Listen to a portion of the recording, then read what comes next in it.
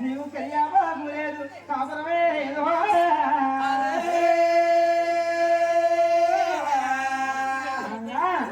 నువ్వు వచ్చి వెళ్ళిపోవంగా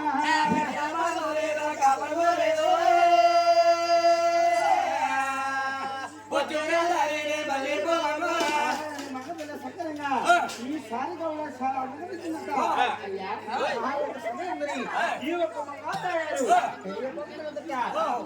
లేకపోతే మా అమ్మగారు అమ్మగారు పట్టుకుంటా కరివేపాకునే నేను కరివేపాకు తెచ్చుకుని నా కాపురం పెట్టుకుంటాను నా మగతల్లి నేను వచ్చి రాదాను